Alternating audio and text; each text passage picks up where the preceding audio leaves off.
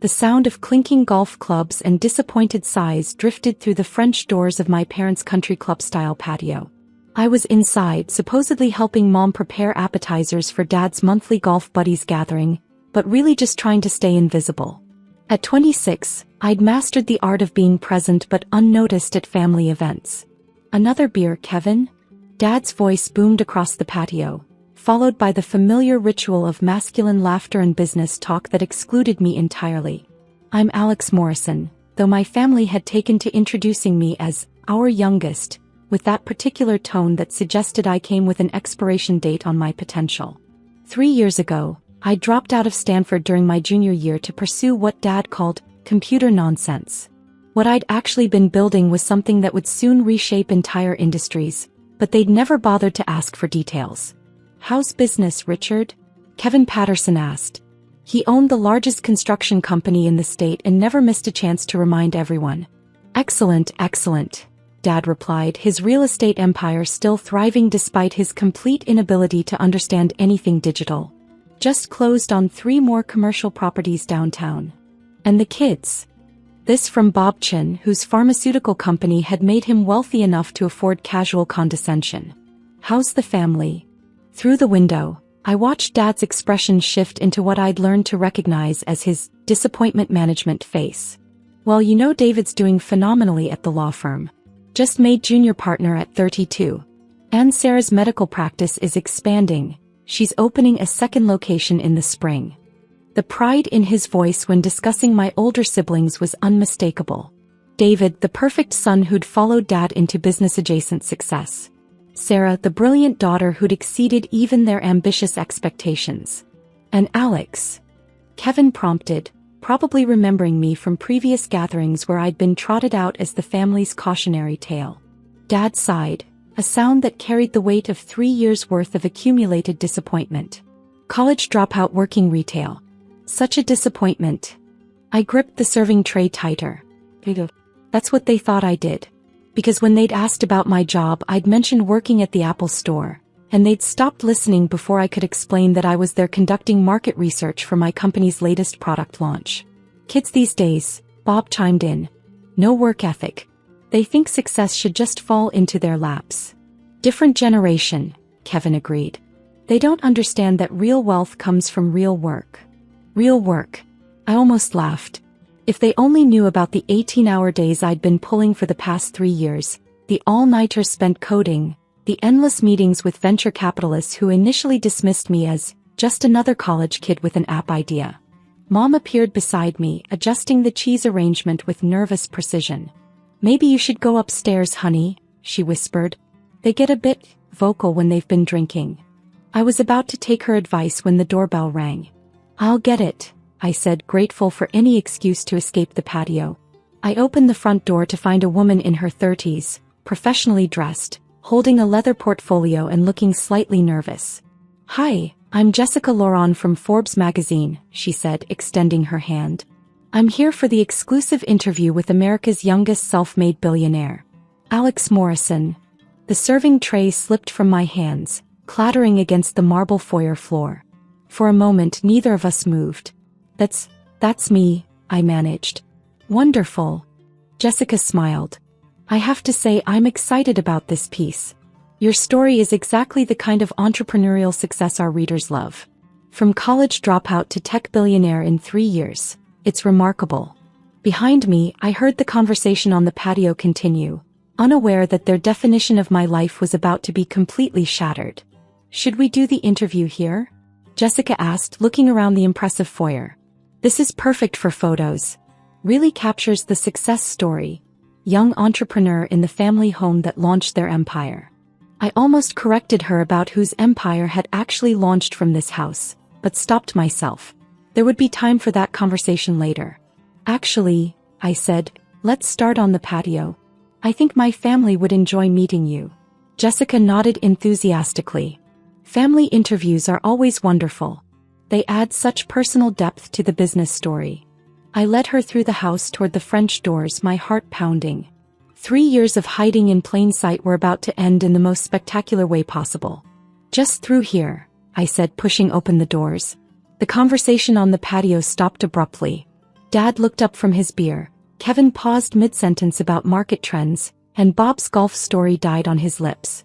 Dad, I said calmly, I'd like you to meet Jessica Laurent from Forbes magazine. She's here for an interview. Dad's face lit up with confusion and curiosity. Forbes? Well, that's wonderful. Are you doing a piece on the real estate market? I'd be happy to share some insights. Jessica looked between us, equally confused. Oh, I think there's been a misunderstanding. I'm here to interview Alex about building Quantum Leap Technologies into a billion-dollar company. The silence that followed was absolute. Dad's beer bottle stopped halfway to his lips. Kevin's mouth opened and closed like a fish. Bob simply stared. Billion-dollar company? Dad repeated slowly. Yes, Jessica said, pulling out her notes. Alex is being featured as our cover story. The dropout who disrupted everything. How Alex Morrison built the future of quantum computing. I watched the blood drain from Dad's face as Jessica continued. The company valuation just hit $1.2 billion after the Series C funding round last month. It's quite a story. Dropping out of Stanford to build quantum computing solutions that are revolutionizing everything from financial modeling to drug discovery. Kevin found his voice first. Quantum computing? Alex's company developed the first commercially viable quantum processors for consumer applications, Jessica explained enthusiastically. Major tech companies are licensing the technology. Microsoft, Google, Amazon, they're all implementing Quantum Leap's innovations. Bob leaned forward. How much did you say the company is worth? $1.2 billion, Jessica repeated. Though Alex's personal stake is actually higher now after the recent acquisition offers. We're estimating personal net worth at around $800 million. Dad set down his beer with shaking hands. $800 million? I finally spoke. Actually, it's closer to $950 million as of yesterday. The pharmaceutical licensing deals pushed it higher than expected. The look on his face was something I'd never seen before. Not disappointment, not pride, but complete bewilderment, as if his understanding of reality had just been fundamentally challenged. But you work retail, he said weakly. I do market research at Apple, I corrected. For Quantum Leap. We're developing consumer applications for quantum computing. Part of my job is understanding how people interact with current technology so we can design better interfaces. Jessica was scribbling notes furiously. This is perfect. The family reaction is exactly what our readers want to see. The disconnect between perception and reality in entrepreneurial success stories. Kevin cleared his throat. So when you said you were working on computer stuff, I was building the foundational algorithms for quantum error correction, I replied. The technology that made commercial quantum computing possible. Bob's pharmaceutical empire suddenly seemed much smaller. And the company you mentioned. Quantum Leap Technologies. We've revolutionized drug discovery timelines. What used to take pharmaceutical companies years of molecular modeling now takes weeks. We've got licensing agreements with 12 major pharma companies. I watched Bob's face as he realized that my computer nonsense was directly transforming his industry. This is incredible, Jessica said. Can we set up for the formal interview? I'd love to get some family photos too. The support system behind the success story. Support system. I looked at Dad, who hadn't said a word since learning about my net worth. Actually, I said, let's start with some background. Dad, why don't you tell Jessica about how supportive the family has been of my entrepreneurial journey? The trap was elegant and cruel. Jessica waited expectantly, pen poised. Dad's mouth opened and closed several times before he managed. We've always believed in Alex's potential. That's wonderful, Jessica beamed. And what was your reaction when Alex first told you about the quantum computing company? Another pause. Longer this time. We were excited about the possibilities. Dad finally managed. I almost felt sorry for him. Almost. Perhaps you could share some specific memories? Jessica pressed. Our readers love hearing about those family moments when you knew something special was happening. Kevin and Bob exchanged glances, suddenly understanding that they were witnessing more than just a magazine interview. Well, Dad stammered, there was the time when Alex explained the technical details and we were just amazed by the innovation. Except there hadn't been such a time. Because every time I tried to explain what I was building, I'd been dismissed with variations of, "That's nice, honey," or, "When are you going back to school?" And financially, Jessica continued, I imagine the family investment in the early stages was crucial for getting started. The question hung in the air like a sword. Because while Dad had occasionally given me grocery money with the air of someone supporting a charity case, the family had invested exactly $0 in my company. The initial funding came from venture capital, I said, rescuing him from having to lie outright. Though the family has been supportive in other ways. Of course, Jessica nodded. Emotional support is often more valuable than financial backing. He turned to Dad. What advice did you give Alex during those early, challenging startup days? I watched him struggle with the question, probably trying to remember if he'd ever given me any advice beyond, get a real job, and stop wasting time with computers. I always told Alex to follow their passion, he said finally. Even when others might have been skeptical about a college dropout starting a tech company? Jessica prompted. Especially then, Dad replied, his voice gaining confidence as he rewrote history in real time. I've always believed that conventional paths aren't for everyone. It was impressive, really. 3 years of disappointment and dismissal being transformed into supportive wisdom before my eyes. That's beautiful, Jessica said. And now, with the company valued at over $1 billion, you must be incredibly proud. Beyond proud, Dad said, and for the first time that part sounded genuine. Though honestly, we always knew Alex was special. Kevin and Bob nodded along, probably rewriting their own memories of every dismissive comment they'd made about my computer phase. Well, Jessica said, closing her notebook, this has been wonderful background. Should we move to the formal interview now? I'd love to get Alex's perspective on the journey from college dropout to billionaire entrepreneur. Actually, I said, let's do it right here. With Dad and his friends present. I think they'd enjoy hearing the real story. Jessica loved the idea. She set up her recording equipment while I helped Mom bring out more chairs. The men sat uncomfortably, probably realizing that their casual afternoon was about to become something much more significant. So, Alex, Jessica began formally, take us back to the beginning. What made you decide to drop out of Stanford to start a tech company? I looked directly at Dad as I answered. I realized that traditional education wasn't going to teach me what I needed to know to build the future. I had ideas that couldn't wait for a graduation ceremony. And your family's reaction? They thought I was making the biggest mistake of my life, I said honestly. There was a lot of disappointment, a lot of concern that I was throwing away my potential. Dad shifted uncomfortably in his chair. But that motivated you? Jessica asked. In a way. It taught me that sometimes you have to believe in your vision even when the people closest to you can't see it. Sometimes especially then. I spent the next hour detailing the real story. The 18-hour coding sessions in my tiny apartment. The 57 rejection meetings with investors who thought quantum computing was science fiction. The breakthrough moment when we achieved stable quantum coherence at room temperature. The first licensing deal that validated everything I'd been working toward. Through it all, Dad and his friends sat in stunned silence, learning about my life for the first time. The pharmaceutical applications have been particularly exciting, I continued. We're currently working with companies to reduce drug discovery timelines from years to months. The potential impact on cancer research, rare diseases, personalized medicine, it's staggering. Bob leaned forward. What kind of companies?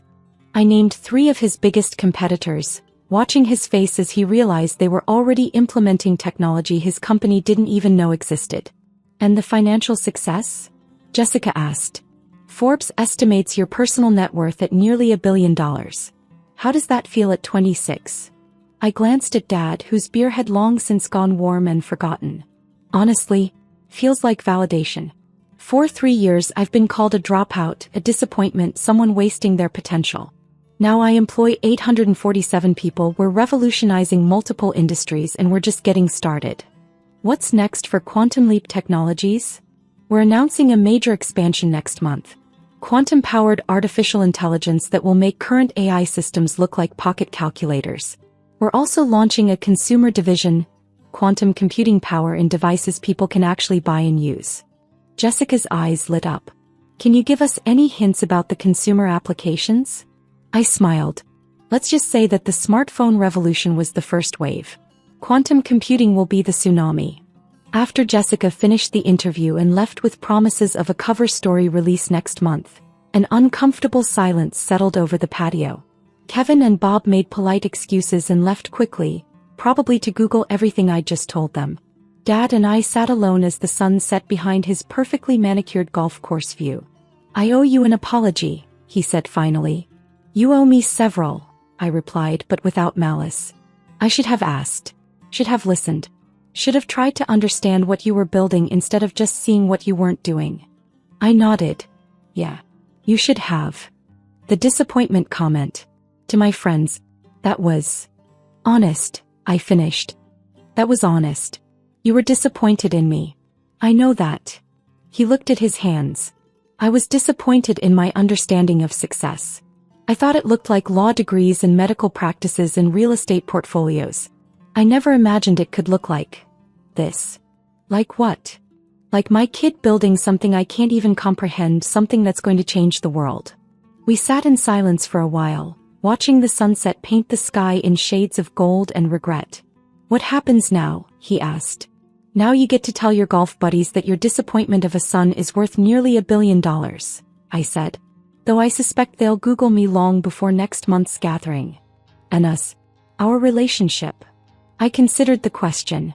3 years of dismissal and disappointment weren't erased by one afternoon of revelation. But they weren't permanent either. "We figure it out," I said. "But Dad, next time I tell you I'm working on something important, maybe ask a few more questions before you write it off." He nodded. "Next time I'll listen better." "Good," I said, standing up. "Because Quantum Leap is just the beginning. And I'd rather have my family understand what I'm building than have them read about it in Forbes." The next morning my phone exploded with calls. Word had spread quickly through Dad's social circle, and suddenly everyone wanted to reconnect with the family dropout who'd become a billionaire. But more importantly, David called. My perfect older brother, the junior partner, the golden child. "Alex," he said, "I owe you an apology." "We all do." "You don't owe me anything," I replied. "But thank you." "Mom said Forbes is doing a cover story? Next month's issue. Can I ask you about your company?" Really ask and really listen to the answer. For the first time in 3 years, I heard genuine curiosity in a family member's voice. Not pity, not dismissal, but actual interest in what I'd built. "I'd like that," I said. Sarah called an hour later with the same request. Then Mom, then even Dad again, this time with specific questions about quantum computing applications in real estate. The Forbes article came out 3 weeks later. The Dropout Who Disrupted Everything featured a full-page photo of me in my parents' foyer, looking every inch the young billionaire entrepreneur I'd become. The story detailed my journey from college dropout to tech innovator, complete with quotes from family members about their unwavering support. I didn't correct the narrative. Let them have their version where they'd always believed in me. The truth was more complicated anyway. What mattered was the future. Quantum Leap's consumer division launched 6 months later to unprecedented demand. Our quantum-powered smartphones made headlines worldwide. The pharmaceutical partnerships accelerated drug discoveries at rates that seemed impossible just years before. And my family? They learned to ask better questions. Dad started reading tech journals, trying to understand the world I was building. Sarah explored applications of quantum computing in medical diagnostics. David investigated legal frameworks for emerging technologies. They never became tech experts, but they became curious. They became interested. They became supportive in ways that mattered. The family gatherings changed too. Instead of golf stories and real estate boasts, conversations included questions about quantum algorithms and silicon innovation. Instead of pitying looks when I talked about my work, I got engaged listening and thoughtful follow-up questions. 1 year after the Forbes article, Dad hosted another golf gathering. This time when Kevin asked about the kids, Dad's voice carried a different kind of pride. "Alex just announced a partnership with NASA for quantum computing applications in space exploration," he said. "The company's now valued at $3.2 billion. "And you saw this coming?" Bob asked, clearly impressed. Dad paused, and for a moment I thought he might tell the truth about those years of disappointment and dismissal. "Dad," he smiled. "Let's just say Alex taught us all something important about not judging potential by conventional standards." It wasn't quite the truth, but it was growth. And sometimes growth matters more than being right about the past. As I listened from the kitchen, preparing to join them this time as an equal rather than a disappointment, I reflected on the journey from dropout to billionaire. The money was nice, the success was validating, but the real victory was simpler. I'd built something extraordinary while they thought I was failing. I'd proven that their definition of success was too narrow, their understanding of potential too limited. I'd shown them that sometimes the biggest disappointments become the biggest surprises. And now finally, when they introduced me to people, it wasn't as our youngest with that apologetic tone. It was as Alex, our son who's changing the world. Some victories are worth waiting for.